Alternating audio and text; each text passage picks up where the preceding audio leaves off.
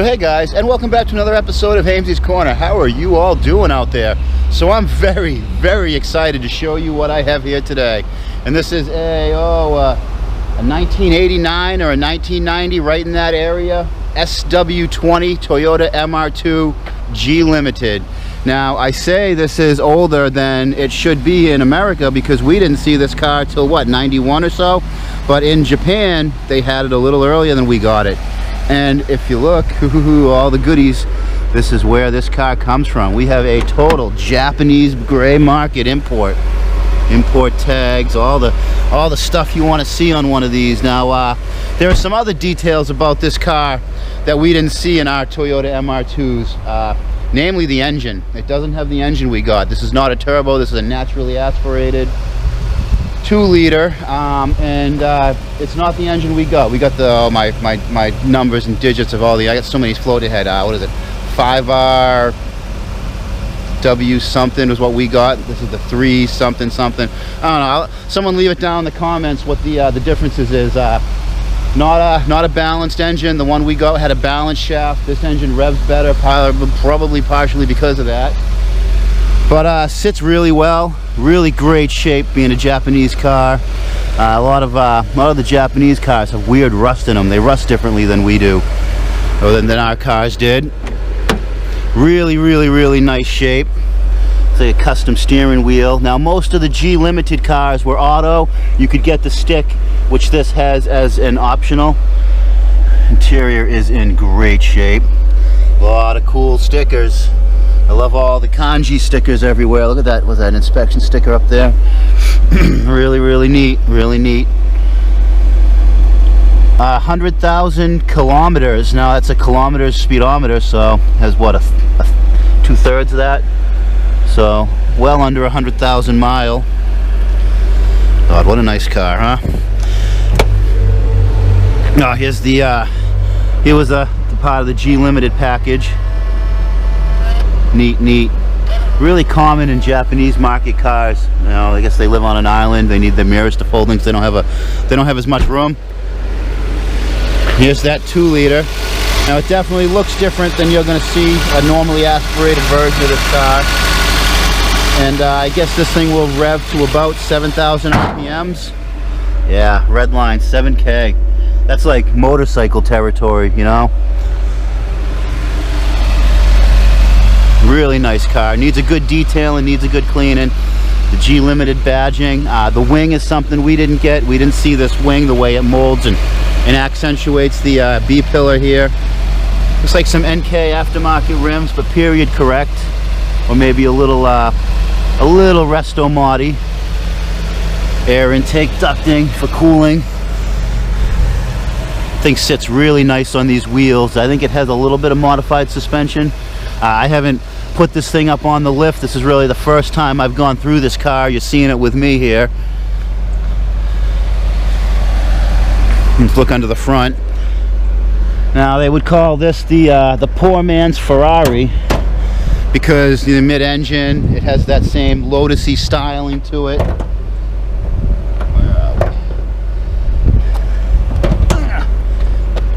Sorry. Yeah. Batteries way up in there. I've actually got the engine running. This thing has been in storage or sitting for some time, and the battery is dead as a doornail. Power steering, interesting. I didn't think these had power steering. Electric power steering, maybe that's the module for it. And we'll take a look underneath once we get this thing up in the lift. Yeah, all in all, really nice car. What I don't speak Japanese. I don't know what kanji is, but anybody know what that sticker means? He's got some kind of neat badging. I'm not sure what all of this means. Got I don't know if that's importer tags or what. So you've got a little trim hanging here. Yeah, a little trim needs to be popped back in place. Piece over there too. No big deal. Easy stuff. Yeah. AK-47, M16, whatever. Alright guys, pretty cool, pretty good looker. Why don't we get this thing inside, get it up on the lift, and take a look at what makes these things tick underneath. You know, I think I'm the only YouTuber out here that shows you underneath every car I review, but yeah, let's pull this thing in and see what we're looking at.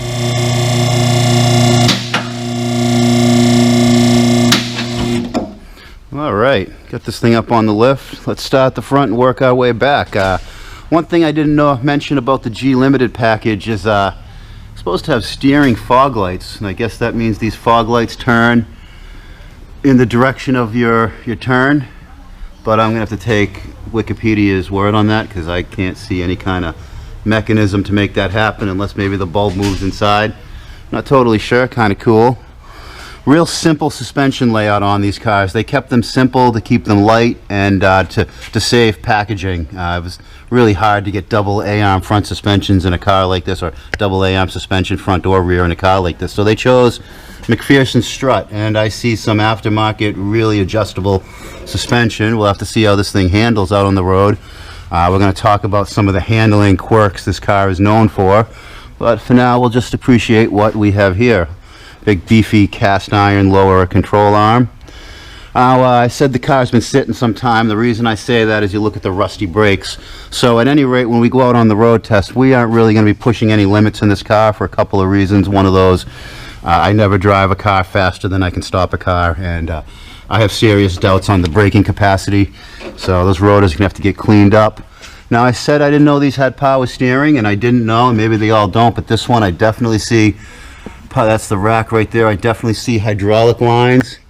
I also definitely see a little bit of leakage from the rack. That is a no-no for an inspection in New Hampshire. You can't have any power steering leaks. So it is what it is.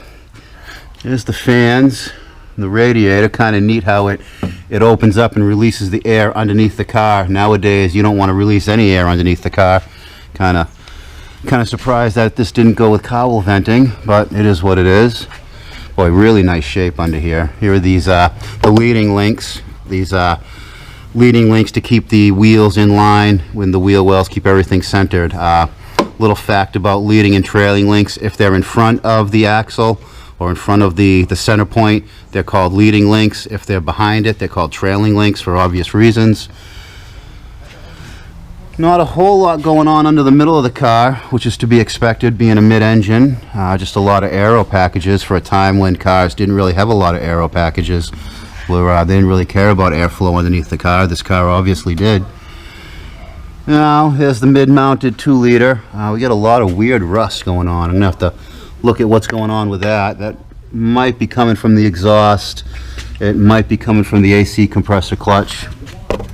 But not really much to get too worried about. I don't see any serious structural rust, and that's kind of the neat thing with these cars is they're just built with Toyota parts. You just go to any place and you can get parts for it as long as you know what car you're looking at. Being a Japanese-only engine, or an engine we didn't see in the MR2, I predict some wrong parts getting delivered if we have to do some motor work on this. And there's the coolant system, runs under the car. You can see that stainless steel pipe. I like that they use the stainless steel. Clutch, that's the shift quadrant right there, shift cables. Get the clutch slave cylinder, real easy to work on, it looks like. One thing about some mid-engine cars, you gotta take half the car apart to work on it, but not so with the Toyotas here. Sorry if I'm not shining enough light everywhere. There's that rear Mcpherson strut. Now you can see, with the engine being there and the transmission being in the way, you can see there isn't a lot of room to have made this car into a double wishbone suspension all around. That just had to package a lot of stuff in a little space, so they went Mcpherson struts on all corners. You can see those aftermarket struts back here, really adjustable. I like the way the car sits, so it looks like it was set up by someone who knew reasonably well what they were doing. Although this side here, this strut's leaking. That strut's definitely leaking. Also a no-no here in New Hampshire for an inspection. Oh yeah, she's a little damp. I wonder if these can be sent out to be rebuilt, or what the deal is. I'll have to look into that once we know a little more about the car. Real small rear subframe. Kind of holds the suspension to the motor mounts and all that. Completely stock exhaust, which I really like. If you're going to get a car like this, you don't want a whole bunch of other modifications. Looks like we got a little stowaway right here. Yeah, watch out for the spider bite. I ain't gonna mess with you, buddy, but that's not a good place to be. Yeah, a little bit of aero treatment back here. Actually, it's probably more just to hide the muffler because it can get rusty. Yeah, nice. Really clean, really rust free. These rust out really bad, just like any car in New England. These sills love to just rot out, and this one looks like it is in exceptional shape for a car this old. This was a score. This was definitely a score for the people who bought it. Well, not a whole lot to look at under here, so why don't we do the best part of the review. Let's get this thing out on the road. There's a new game in town. It's called putting the fun back into driving. Introducing the Toyota MR2 sports car, a mid-engine 16-valve fuel-injected Playmate designed for the kind of performance that says, "Look out, here I come." The Toyota MR2. So exciting, it just won Motor Trend's Import Car of the Year. The fun is back.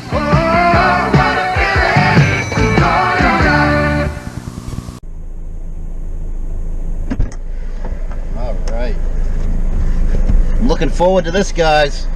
I am looking forward to driving this one. Now, I've owned an MR2 once in the past, a first gen. But unfortunately, it was before I had my license, and it was too rusted out to drive. It was just completely rotted apart. That's why I know these things didn't fare so well. So anyway, seating position.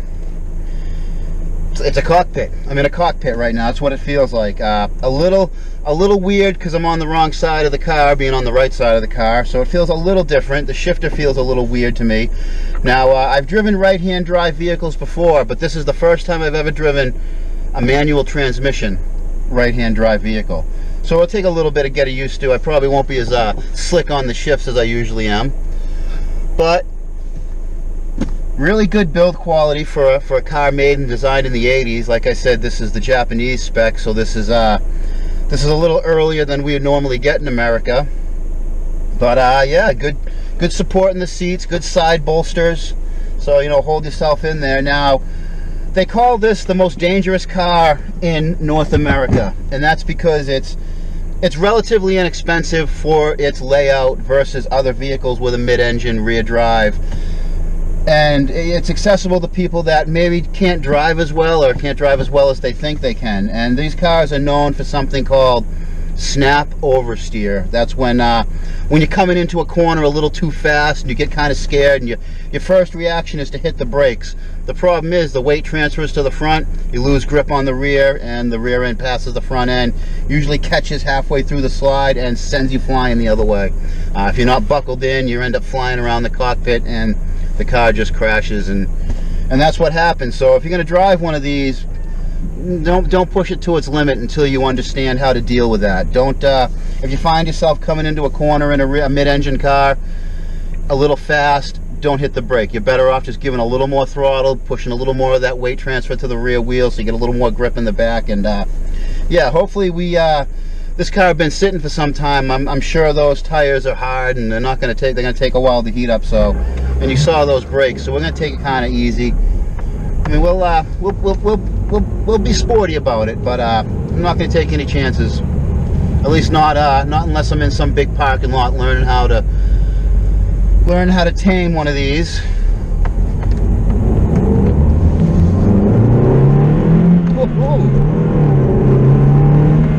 Well, it's no powerhouse by today's standards, but man, if this was back in 1990, that would have been some performance right there.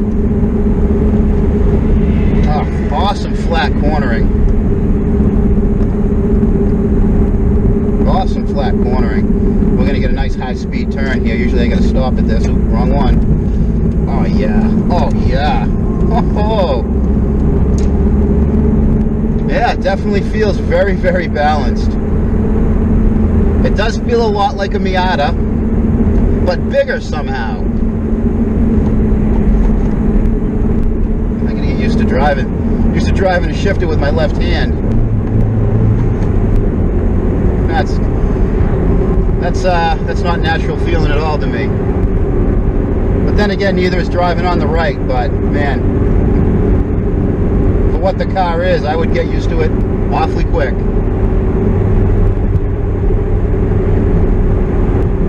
weird looking down, and I'm doing 70 kilometers an hour and feel, oh whoa, going a little fast, but I got to remember, it's kilometers, not miles.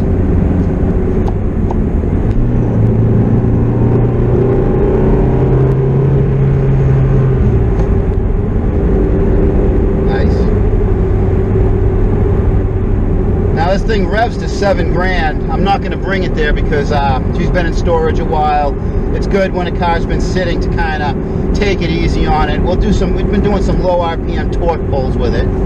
Now, speaking of torque and horsepower, this being the Japanese spec, like we had mentioned before, with all the acronym names and numbers, I'm not going to try to recite what it's got, but no balance shafts.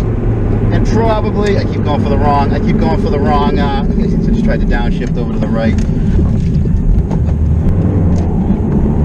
So the engine has about 35 or 40 more horsepower than we would have gotten here in the States. And I would like to say it feels faster than what we got, but I've never actually driven one of these naturally aspirated with this motor. I've driven the turbo version of what we got in America, and it's just kind of a different feeling. This feels more linear. Tires are making a little bit of noise. It's a cold day, plus the car's had some downtime. And I can feel a little flex in the suspension doing a slalom turns. I mean, it's definitely not as tight as a Miata in terms of suspension geometry, keeping it in place. You saw a lot of rubber bushings under there. You saw those weird leading links in the front suspension. Those definitely have a little bit of deflection when you're under cornering loads. And I can definitely feel the suspension squirming a little more than you could in say, a Miata, or try to think of another car with 4-corner double A-arm suspension, but but that's not a bad thing. It's not, if you got a car you're going to drive every day, you're going to be hitting potholes and bridge expansion joints and whatnot. It's not terribly a bad thing to have a little bit of suspension flex, to have a little give in the bushings. It's going to keep you from bending components. It's going to keep you from bending rims or putting a bubble in a sidewall of a tire. The suspension will take some of the force away. And there are definitely aftermarket solutions to that issue, polyurethane bushings and whatnot. But for me, I think I would leave this just like it is. I just went to downshift with my right hand, missed the moment.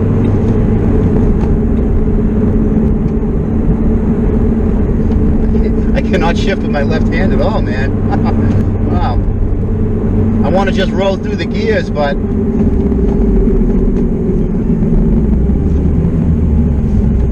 keep going for the right stalk, left stalk, right stalk, left stalk. Oh man, I am butchering this test drive, huh?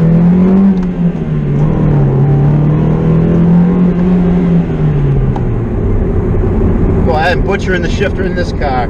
Like I said, it's my first time driving a right-hand drive manual. I've never ever shifted a car, an automobile, with my left hand before, and it shows. Trust me, it shows. I don't want to hear anybody out there saying I can't drive a stick. You guys have seen me before. Double clutch, you're double clutching.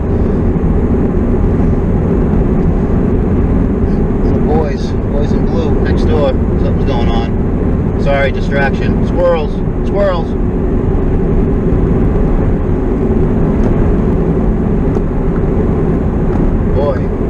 Now it definitely is. Now that I'm up to speed, I'm doing probably 45, 50 miles an hour. I can definitely feel a little more body roll than I would in say a Miata. Not bad at all though. All right, let's see if I can butcher this. Let's see if I can really screw this shifting up on this turn. We got my hairpin S-turn here coming. Like going for that windshield washer stick again. Stay on it.